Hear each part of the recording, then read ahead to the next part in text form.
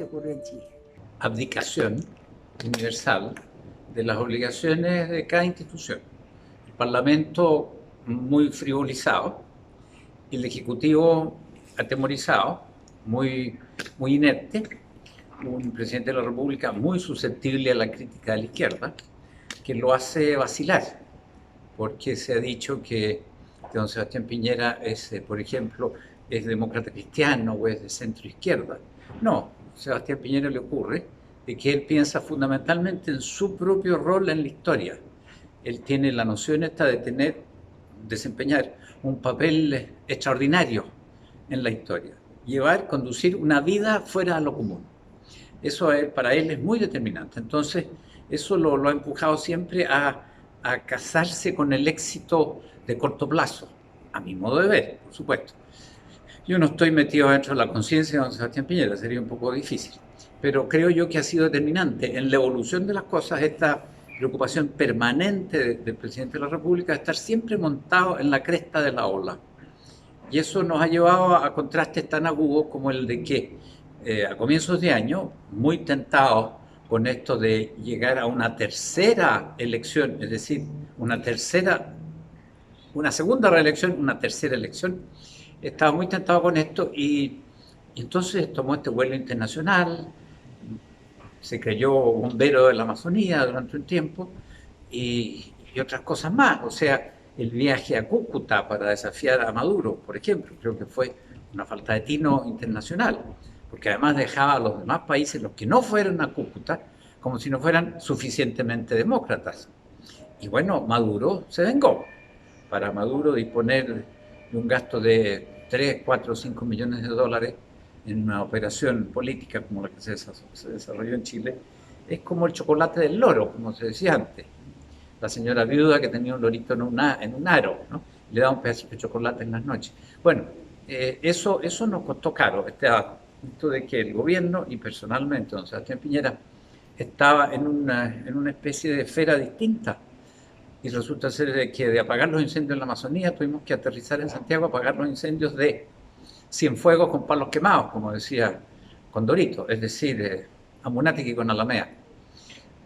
Me parece a mí que eso ha sido una falla del gobierno. El Parlamento, ya lo dije al comienzo, se trivializó, mucha discusión estéril, poca preparación de muchos parlamentarios, no todos, por supuesto, y en definitiva un distanciamiento del Parlamento respecto de la base social, cosa que es muy difícil de evitar cuando se tiene un país con 17 millones de habitantes, 28 distritos, muy grandes algunos de ellos, hay distritos con 800.000 votos.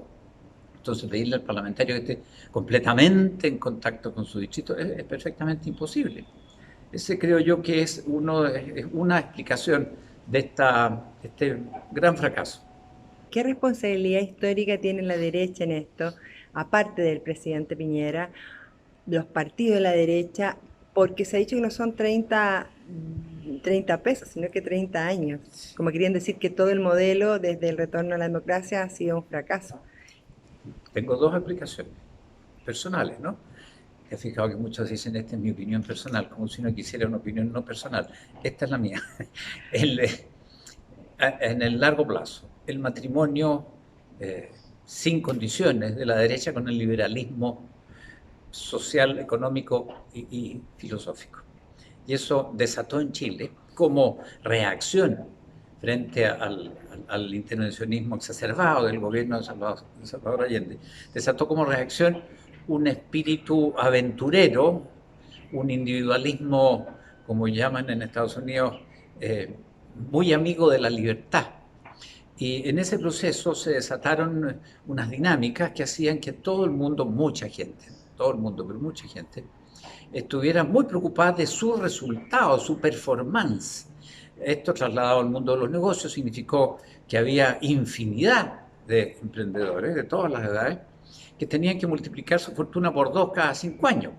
Entonces tenían que ser 10 o 20 veces más ricos que sus papás o sus abuelos. Y esto en menos de una generación. Y bueno, el liberalismo tiene además otra concomitante, y es de que no le gustan los organismos intermedios, precisamente por el énfasis que pone en el individuo. Entonces desechó este liberalismo ambiental que absorbió la élite chilena. Este liberalismo postula que los organismos intermedios son un estorbo. Y entre ellos están los partidos políticos. Los partidos políticos son un estorbo. Como es un estorbo en la realización individual no estorbada por nada, la familia. Y por eso hoy día, bueno, menos gente se casa, menos gente tiene niños, porque los niños en realidad hay que darles papas, hay que cambiarles los pañales, después hay que pagarles la escuela. Son un estorbo, entre comillas, pero claro, son el futuro de la vida, ¿no? Bueno, entonces creo yo que ahí hubo un matrimonio intelectual o práctico más bien, porque la derecha tiene además ese déficit de que está peleada con la letra escrita. Así como en la izquierda el prestigio de la letra escrita es una cosa indubitada. Entonces Carlos Marx podía escribir un garabato en una página y caían de rodillas, ¿no? A pesar de que la vida personal de Carlos Marx era lo que sabemos, un fraude, ¿no? Bueno, en la derecha la letra escrita no tiene prestigio, salvo si toma la forma de números o estadística. La estadística sí que, eso sí que merece respeto en la mente liberal, porque cuantifica. De nuevo volvemos a lo mismo. Pero no sé, me fui por las ramas. Que es un tipo de materialismo, que la derecha al final adscribió a la parte materialista del liberalismo, del modelo democrático, en vez de tener los valores propios de una sociedad occidental cristiana. Eso es lo que creo que quieres decir. Eso es lo, hace muy bien decir, creo que es lo que quiere decir, pero tienes razón, le apuntaste. O sea, no lo dije tan mal. Materialismo es la palabra, es una palabra muy trillada y un poco desacreditada porque da la sensación de ser dicha por catequistas. No, no, ha habido un materialismo práctico por parte de la derecha, se produjo una inversión colosal. La izquierda en Chile dejó de creer que el cambio en la infraestructura producía el cambio de la superestructura, siguiendo a Carlos Marx y a todos los demás. Empezó a afirmar exactamente lo mismo que Carlos Marx. Cambiaba la infraestructura económica y todo el país florecía.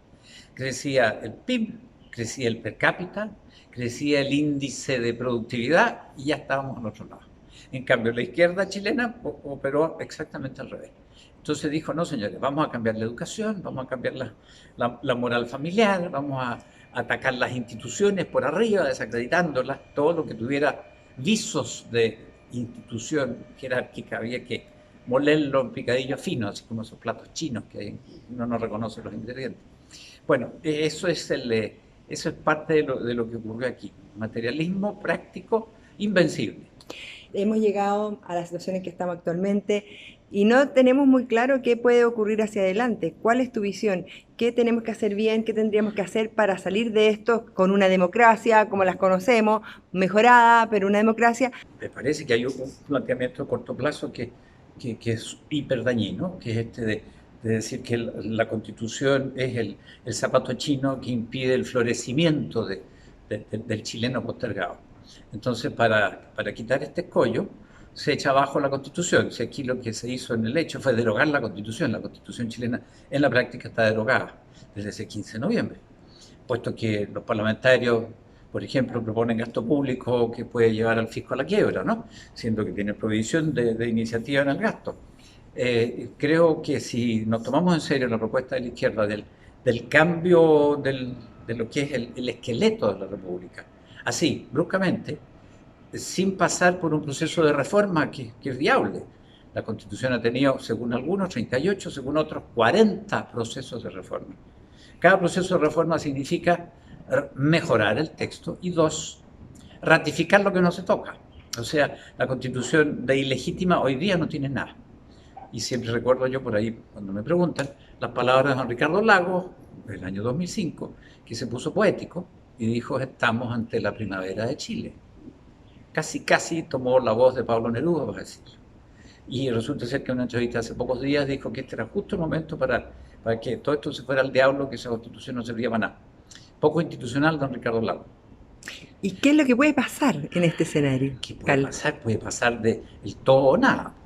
Desde que la asamblea, perdón, la convención se convierta efectivamente en una asamblea constituyente, como pide la izquierda más vociferante, hasta que, por una intervención directa de Dios Padre, yo no me imagino otra, se eligiera una convención habitada por gente normal, por gente que usara la cabeza. Pero, o sea, el todo o nada, lo dijo el alcalde de Valparaíso, hay que aprovechar el proceso constituyente de manera inteligente para ir por todo.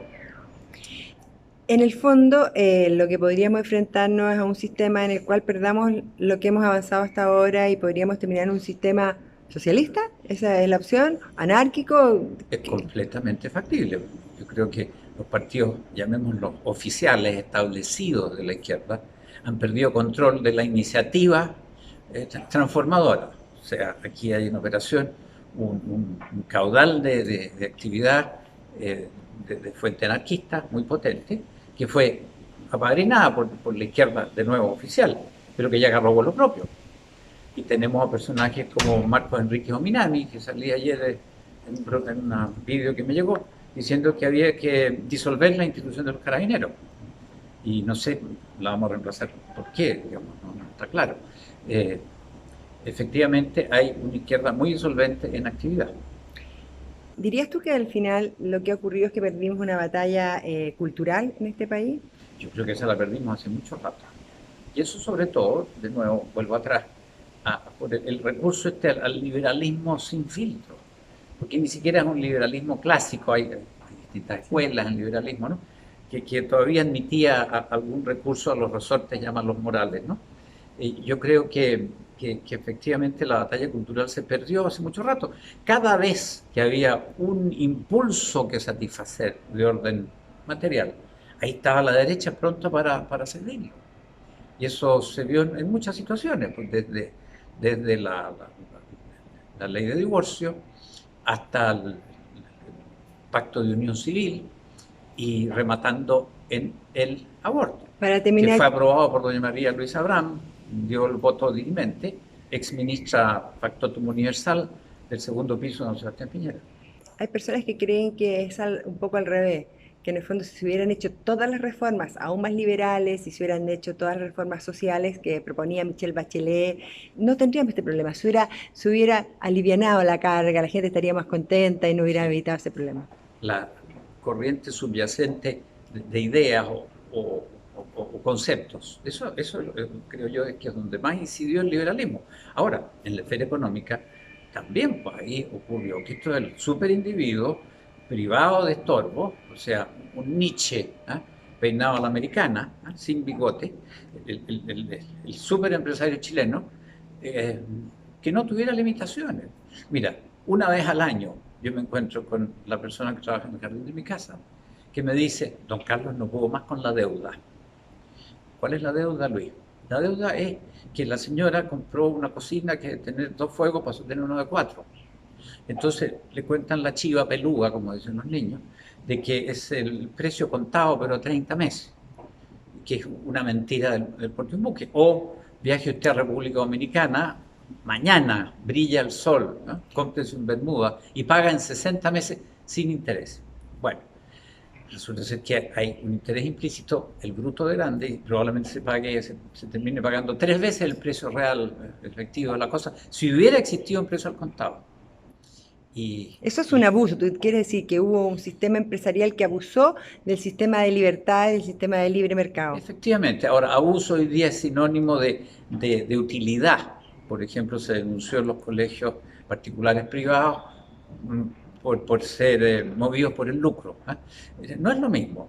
Yo creo que no hubo tasa ni medida para muchas cosas. Si esa persona, la que detenta la tarjeta plástica de la cadena X, quiere ir a pagar el saldo adeudado, le ponen 17.000 dificultades, porque se trata de que tenga un pasivo y tenga que seguir sirviendo ese pasivo, porque eso es lo que quieren los que usan el comercio de cosas como pretexto para llevar adelante un negocio financiero escondido. Bueno, eso lo sabíamos todos. Y lo Perdón, sabía la izquierda también. pero también, ¿tú crees en el sistema de libre mercado? Yo creo en el sistema de libre mercado, pero el principal enemigo del sistema de libre mercado son a veces sus propios beneficiarios. Es muy doloroso. Y hay que ver qué influye, ¿no? Sí. Y la izquierda tuvo un romance prolongado con el gran capital en Chile. Y tuvieron trillizos. ¿Hay alguna causa política de mediano plazo? Porque hablamos como de las cosas de largo plazo. Efectivamente. Yo creo que esto que ocurrió en Chile no es económico, no ha habido en Chile ninguna catástrofe, no ha habido peste bubónica, no ha habido hambruna, no ha habido malas cosechas. Esto es 100% político. Y en dos sentidos. Uno, porque la derecha, en el año 13, optó por llevar como candidata a la presidencia a doña Evelyn Matei, hija de un integrante de la Junta Militar. Siento que habíamos hecho una primaria en el mes de julio de ese año, en que Pablo Longueira le ganó a Andrés Alamán por un 1% de los votos. A Pablo Longueira le pasó lo que le pasó, ya sabemos, el candidato lógico habría sido Andrés Alamán. Pues bien, se puso a trabajar la UDI y don Sebastián Piñera y su dichoso equipo del segundo piso para fregar a Andrés Alamán e impedir que fuera candidato. No es que fuera a ganar, pero no habríamos perdido 37-63. Y eso significó no solo perder el gobierno, sino perder el Parlamento por capotera. Y desde ese momento en más, la izquierda se sintió dueña de la situación. Y se notó. Entonces llegó doña Michelle Bachelet al gobierno con un programa perfectamente conocido, lo publicó con un año de anticipación, yo lo leí. Y yo dije, estamos fritos, si va a ganar esta señora. Y yo creo que eso ha sido muy determinante. Y de entonces en más cuesta mucho recuperar los distritos perdidos. Y luego intervino otro factor, que fue esto de la reforma hiperproporcional del sistema electoral, que causó que llegara, bueno, los clubes de rayuela, los clubes de canasta, en fin, algunos chiflados perdidos, a la Cámara, pues sí, es verdad. ¿Eh? Y mientras más locos, más votos sacaban, porque había algo de protesta en llevar al loco. Este no es del establishment. Ya había algo Claro. que se reflejó en esa Por elección. eso le fue bien. Así que yo creo que efectivamente este proceso es ultra político y la segunda pata me falta, que la izquierda captó esto y trabajó sobre esto. Se sintió no solo con el Ejecutivo en la mano, Michelle Bachelet hizo cambios económicos y sociales importantísimos, entre otras cosas se quiso cargar a la educación libre, porque la operación en Chile de 35 universidades libres simplemente trastorna a la izquierda, les parece un vicio contra natura. Y le trabajaron a eso. Y el copago, ¿eh?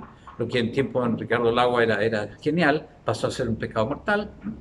Entonces, las dos cosas. La izquierda se aprovechó de las torpezas sin fondo de la derecha cometidas en el año 13 para ir creciendo. Y Michelle Bachelet puso los huevitos, digamos, luego vino la larva, la pupa y la mariposa reventó el 18 de octubre.